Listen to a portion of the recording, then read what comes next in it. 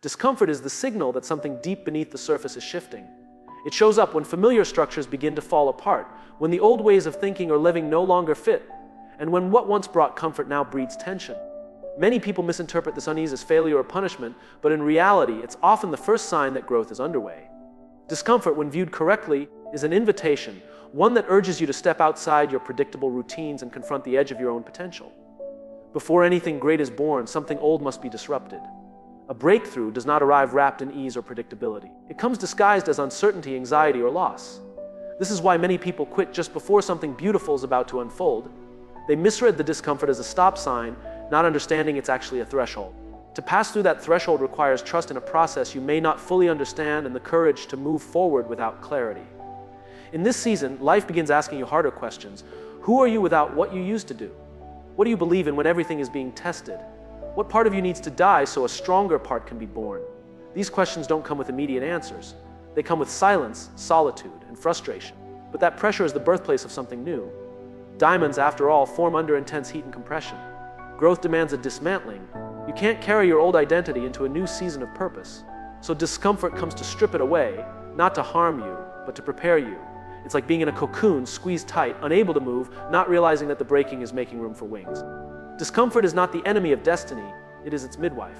Too many people try to bypass the discomfort by numbing it, avoiding it, or rationalizing it away. They reach for distractions or false comforts that delay the inevitable. But those who choose to sit with the pain, to explore what it's teaching them, begin to develop emotional depth and spiritual maturity. They learn patience, resilience, and how to surrender to a process bigger than themselves. The truth is, the discomfort doesn't mean you're off track. It often means you're right on time. Something larger is forming, something meaningful, and it requires the breaking down of what no longer serves the life you're called to live. Isolation sharpens your vision because it strips away the noise. When you are surrounded by opinions, obligations, and expectations, it becomes difficult to hear your own voice. The crowd does not lead you to clarity. It drowns you in comparison, in distraction, in the endless loop of performance. But in solitude, those layers fall away. You begin to see not just what the world expects of you, but what is truly required of you. When you pull back from constant interaction, you start noticing what actually matters. Distractions lose their appeal. Shallow relationships become evident. The energy you used to waste on pleasing others or playing roles begins to redirect inward, toward discernment, inner order, and purpose. You become aware of what is draining you, of what is feeding you, of what is essential and what is merely noise. Isolation is not loneliness, it is intentional withdrawal. It is choosing stillness over stimulation, observation over reaction. In this space, the vision of your life clarifies. You're no longer trying to live according to the expectations of others. Instead, you start living in alignment with your own convictions. This clarity can be unsettling at first, especially when it calls you to walk paths few understand. Most people avoid isolation because it forces them to confront the parts of themselves they've neglected. But that confrontation is necessary. It refines your character, trims away the illusions, and demands integrity. You start to see how much of your previous action was driven by fear, obligation, or ego. And in seeing it, you are given the chance to change it. Your vision sharpens not just about yourself, but about others too. You start seeing patterns, motives, energy shifts. You detect manipulation where you used to offer blind trust. You see alignment where you once felt confusion. Isolation becomes your lens, your mirror, and your compass. It doesn't just remove distractions, it reveals direction. And the vision you gain in isolation is not meant to stay hidden. It is meant to shape how you move when you return, because you will return eventually. But you will not return the same. You will return clearer, calmer, and more grounded in what truly matters. Opportunities begin to outpace your confidence when the path ahead opens faster than your belief can catch up. It's not that you're unqualified, it's that the growth you've stepped into is stretching the limits of your self-perception. The doors that open are not mistakes or accidents, they are a reflection of the work you've already done in silence, the preparation that happened when no one was watching. But your mind still lags behind, clutching old narratives, unsure if you're truly ready to walk through them. This gap between opportunity and confidence creates tension. You find yourself asking, why me? Or, what if I fail? But those questions aren't warnings. They're indicators that you are exactly where you need to be. Because growth doesn't wait for permission. It doesn't consult your comfort zone. It kicks the door open and says, let's see what you're made of. It demands that your courage show up before your certainty does. The human mind is naturally conservative. It prefers what is known, what feels manageable, even if that means remaining small. So when opportunities begin to grow faster than your inner voice can validate, you're invited to rewire your identity in real time. To stop defining yourself by who you've been and to begin trusting in who you are becoming. This isn't arrogance, it's responsibility. You are being called to rise to meet the moment, not shrink from it. Most people mistake the discomfort for a signal that they're not ready. But in reality, the discomfort is a sign that you're stepping into new terrain. Confidence in this space is not a prerequisite, it is a result. It catches up after you've already said yes, after you've stumbled forward, after you've done the hard thing without applause. The confidence you crave will be built on the other side of action. When you hesitate in the face of opportunity, understand that hesitation doesn't mean you're weak, it means you're expanding. The real task is not to eliminate doubt, but to move anyway. To let the gap between who you were and who you are becoming be bridged by disciplined action. In that way, confidence becomes a byproduct of obedience to your potential, not a condition for accessing it. And eventually, a strange thing happens. You start to feel at home in spaces that used to intimidate you. The gap narrows, your posture changes. Not because the opportunities are smaller, but because you have grown large enough to fill them. You're no longer begging yourself to believe. You've embodied the belief through repetition, resilience, and risk. You feel pulled by something bigger than yourself when your daily actions begin to take on a deeper weight than simple routine. There's a sense, often quiet, but persistent, that your life is no longer just yours to live for your own comfort. The small annoyances and distractions lose their grip, and something inside begins to orient you toward meaning rather than satisfaction. It's not always clear where the path leads, but you know you can't turn back to who you were before that pull began. This pull often begins as restlessness, disguised as boredom or frustration. You try to engage with what used to excite you, but it doesn't satisfy anymore. Conversations feel shallow, goals feel recycled, and success starts to taste like ash. That's when you know it isn't about achievement anymore. It's about alignment. Something deeper is calling you into territory where metrics and applause no longer define your value. At first, this sensation is destabilizing. You feel the urge to change, to move, to disrupt your life, but you can't quite explain why. The people around you might not understand, because from the outside, everything looks fine. But internally, you sense a calling, a direction that feels less like a choice and more like an assignment. And the weight of ignoring it begins to cost you more than the fear of obeying it. This larger force, whether you name it purpose, God, destiny, or meaning, doesn't scream, it whispers. It doesn't beg for your attention, it waits for your stillness. And when you finally slow down enough to listen, what you hear is not a demand, but an invitation. An invitation to step beyond what is comfortable and into what is necessary. Not for ego, not for validation, but because something inside you knows it's time. You stop measuring your life by what you get and start measuring it by what you give. Contribution becomes more meaningful than accumulation. You begin to ask questions like, how can I serve? Or what legacy am I building? And the answers don't come from books or podcasts or mentors. They come from the quiet voice that grows louder when you have the courage to listen. There's a weight that comes with this shift, a sacred kind of burden. Not heavy in the way suffering is, but serious in the way responsibility is. You realize you are part of something that started before you and will continue after you.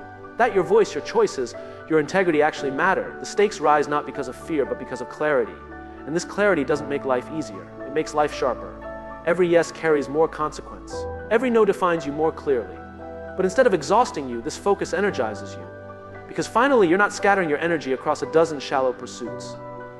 You are anchored to a mission that transcends personal comfort. In this space, you begin to live less reactively and more deliberately. You become less interested in impressing and more interested in impacting. You don't need to be the loudest voice in the room because you're moved by something greater than approval. And in moments of doubt, you return not to external reassurance, but to the internal compass that never left you, waiting patiently for you to follow where it leads. Resistance increases, but so does clarity. The moment you begin to walk a path aligned with purpose, you will encounter friction, not just from the outside world, but from within yourself. Everything in your system that was calibrated for comfort, for routine, for predictability begins to rebel. You question your decisions, your timing, your worth. And yet, even as this resistance builds, something else rises with it, a sharper sense of what truly matters. The resistance isn't always dramatic. Often it shows up subtly in the form of distractions, doubts, and detours. You feel pulled in 10 different directions by people, obligations, and internal fears. The life you're leaving behind doesn't want to let go of you easily. But each time you say no to what doesn't serve the new path, the fog lifts a little more. The cost of clarity is confrontation, and the price of purpose is discomfort. You begin to see people's reactions not as personal attacks, but as reflections of their own limitations. When you change, you disrupt the unspoken agreements others have with who you used to be. Some will distance themselves, not because you did something wrong, but because your evolution challenged their stagnation. That can be painful. But clarity reveals not all losses are losses. There's an internal war between the old self and the emerging self. The old self wants safety, validation, and certainty. The emerging self craves growth, truth, and alignment. This conflict can be exhausting, but it's necessary. It's a sign that the inner landscape is shifting. You're no longer navigating based on other people's expectations. You're navigating by a compass you're only now beginning to trust. With every layer of resistance, you gain a new layer of insight. What used to bother you becomes irrelevant. What used to tempt you no longer holds weight. You stop needing to justify your vision to people who were never meant to understand it. Clarity doesn't mean you have all the answers. It means you've stopped asking the wrong questions. You realize that resistance often signals proximity to transformation. The closer you get to the edge of who you've been, the louder the noise becomes. But clarity sharpens your focus. You stop reacting to noise and start responding to truth. And in that shift, something sacred occurs. Your energy becomes intentional, your words carry weight, your steps become deliberate. You begin to recognize the patterns that once kept you stuck. You catch yourself in the act of self-sabotage or shrinking to stay likable. But now, with clarity growing stronger, you interrupt those patterns. You start choosing the hard right over the easy wrong. You stop asking for permission to evolve. And even though resistance still shows up, it no longer paralyzes you. It becomes a signal, not of danger, but of direction. Clarity doesn't make resistance disappear, but it gives you a reason to keep going anyway. Doors close to make room for alignment. It feels harsh at first, like rejection, like failure, like something being torn from your grasp before you were ready. You replay the moment a job fell through, a relationship ended, or a long-held dream suddenly collapsed. Your instincts may tell you to fight to keep it, to fix it, to force it back into place. But often, what you're witnessing is not destruction, it's divine realignment. There are seasons in life where what you wanted no longer wants you back. This isn't punishment, it's redirection. When a door closes, something inside you is being invited to grow up, to step beyond the identity you clung to for safety. Closed doors hurt because they shake our illusion of control. They expose the thin thread by which we've tied our self-worth to outcomes and attachments. Alignment doesn't always come through clarity.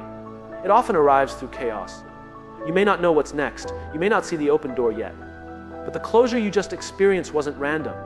It's part of a larger reconfiguration, one that's purifying your path and removing what can't go with you. The door closed not to punish you, but because something in you was starting to outgrow that space. When you're in alignment, what's meant for you finds its way. But what's misaligned becomes heavy. It starts to demand energy you can no longer afford to waste. You try to sustain it out of obligation, guilt, or nostalgia, and then it breaks, abruptly or slowly, but it breaks. That breaking is mercy in disguise. Because until that thing fell away, you weren't fully free to receive what is truly yours. There's a sacredness in the pause between doors. That in-between space is uncomfortable, but it's where realignment does its deepest work. You begin to examine your patterns, your motives, your truths. You start asking better questions. You stop settling for surface-level answers. It's in this pause that something higher can whisper what's next, if you're quiet enough to hear it. The closing door often reveals who around you was clapping for your growth and who was clapping for your performance. Loss clarifies your circle. It strips the roles and reveals the relationships. When alignment begins to emerge, you stop needing to chase belonging. You start choosing environments that reflect your becoming. Some doors close because the rooms behind them can no longer contain your truth. You might feel the pull to reopen the door out of fear. That fear is familiar, and familiarity is seductive.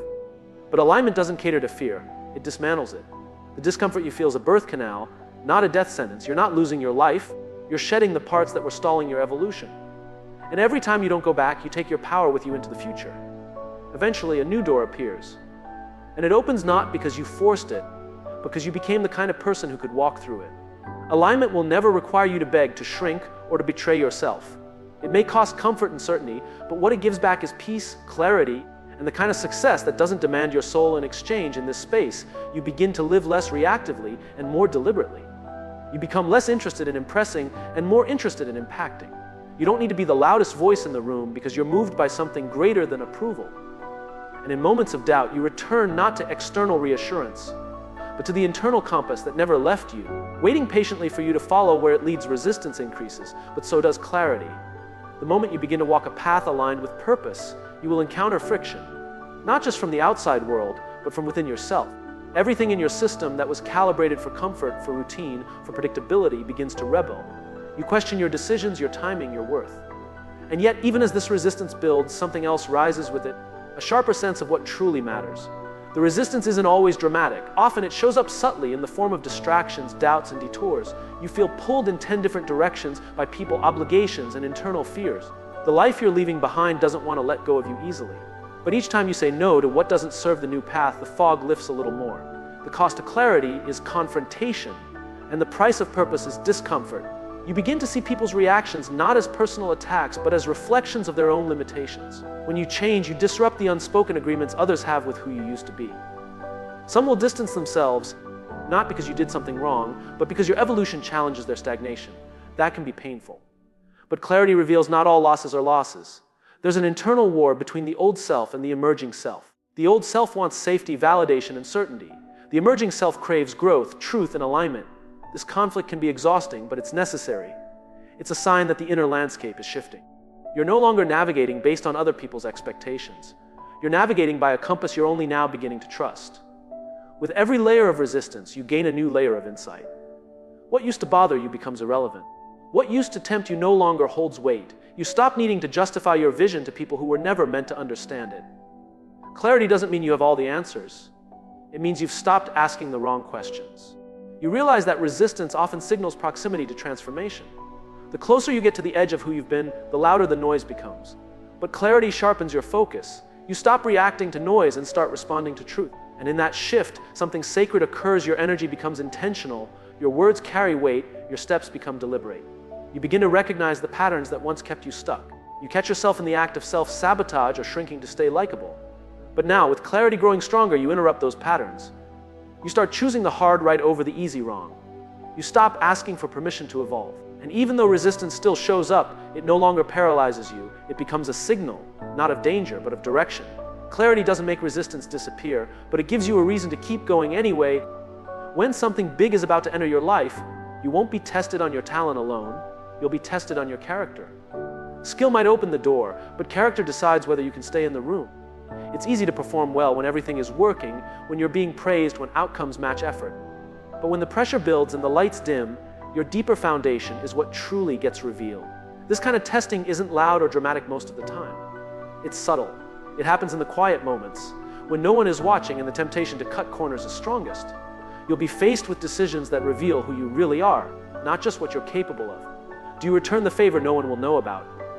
Do you speak up when silence would protect your reputation? These aren't questions of skill. They're questions of internal structure. There's a reason character precedes elevation. If you rise too quickly without the strength to bear the weight, you'll collapse under what was meant to bless you. You'll be given opportunities that don't just demand performance. They demand integrity, humility, and restraint. The irony is, the bigger the blessing, the greater the responsibility it brings. And responsibility is not always glamorous. It's often invisible, internal, and heavy. People often say they want more influence, more money, more purpose. But what they don't realize is that more doesn't just amplify outcomes, it amplifies who you are. If you're bitter, more will deepen the bitterness. If you're grateful, more will magnify that. So the testing of your character is not punitive. It's preparatory. It's ensuring that what's coming won't destroy you because you've already built the strength to carry it. It's not just how you handle success, it's how you handle silence, delay, and even rejection. These are the spaces where character is formed. If you only act with integrity when there's a reward, it's not integrity, it's strategy. But when you choose what's right even when it costs you, you're being forged into someone who can sustain the weight of something bigger than yourself. You'll be tempted to take shortcuts.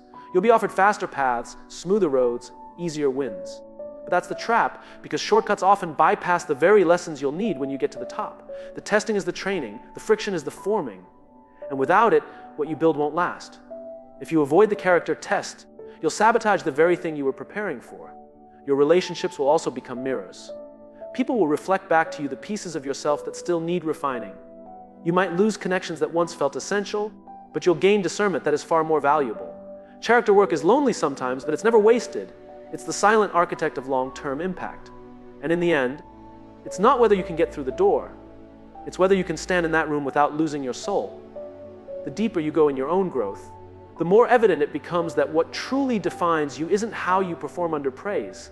It's how you behave under pressure. That's where calling and character meet. That's where your foundation gets tested. And if you've done the work, that's where you rise without losing what matters most when you're entrusted with something significant. Whether it's a calling, a position, or a breakthrough, it begins to reshape your motivations from within.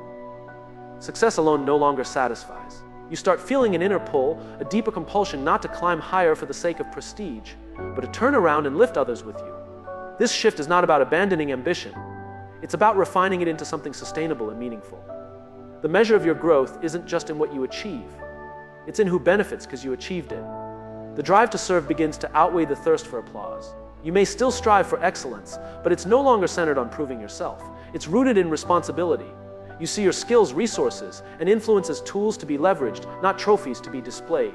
There's a transformation that occurs when success becomes less about accumulation and more about contribution. You begin to understand that impact isn't measured by how much you gain, but by how much of yourself you give, deliberately and with care. This compulsion to serve doesn't always look dramatic. It shows up in small, consistent choices. The way you listen to someone without rushing to fix them. The way you show up with integrity even when there's no audience.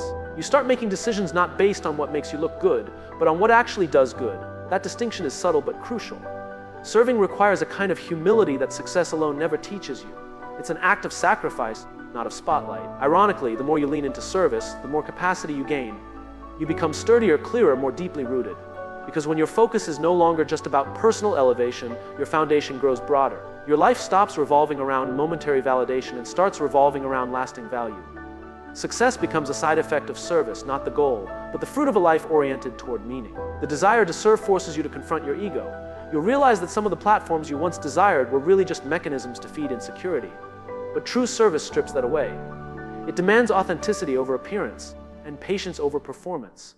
It teaches you to delay gratification because you're building something that isn't just for you, it's for others too. That's a far more demanding standard, but it's also a more freeing one. Serving doesn't mean saying yes to everything or everyone. It requires discernment. You have to decide what matters, where your effort makes the most difference, and how to stay aligned with your deeper values. That clarity doesn't come from a spreadsheet. It comes from being grounded in who you are and what you're called to do. And when you begin to feel that compulsion to serve, you also begin to guard your energy and time more fiercely, because they're no longer yours alone. There's a paradox in service: the more you give, the more you gain. But not in a transactional sense. What you gain is internal, a sense of peace, clarity, an enduring purpose that success alone can't offer. Serving becomes a stabilizer. When life shakes, when criticism comes, when uncertainty creeps in, your compass doesn't spin out because you're anchored in something beyond personal success. You're playing a longer game, and that game is not about applause, it's about impact. The compulsion to serve comes with weight, but it's a sacred weight. It pulls you out of trivial pursuits and centers you in something that transcends temporary achievement. You stop asking only, what can I get out of this? And start asking, what can I give to this? That question becomes a lens, a filter, a guidepost. And over time, it becomes the defining thread of a life not just lived successfully, but meaningfully,